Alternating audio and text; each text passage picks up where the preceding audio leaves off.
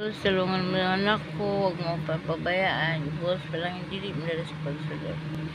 Yung bulaklak niyan, guys, para yan kay Papa Jesus.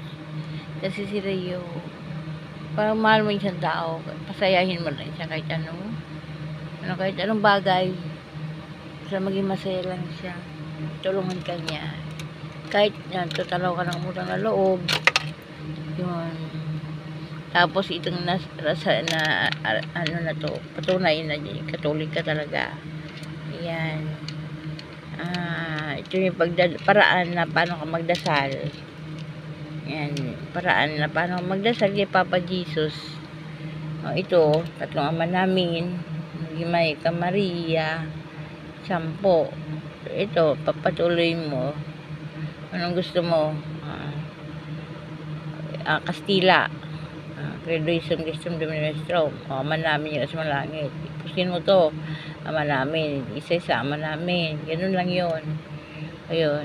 Pag nagdasal kayo sa Papa Jesus, cross muna kayo. Ave Maria Purísima Peccados Vida. Ave Maria Purísima Peccados Concebida. Ganun lang yun.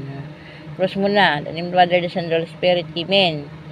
Ave Maria Purísima Peccados Vida, Ave Maria Purísima Peccados Concebida, Ave Maria Purísima Peccados Concebida. Ngayon, ito, start ka na dito. Ilang ama namin ang atapusin mo at Panginoong Maria. Ito, 10. So, na araw naman 10. Hanggang mabuo mo siya, 10. Hanggang maging Biyernes Santo.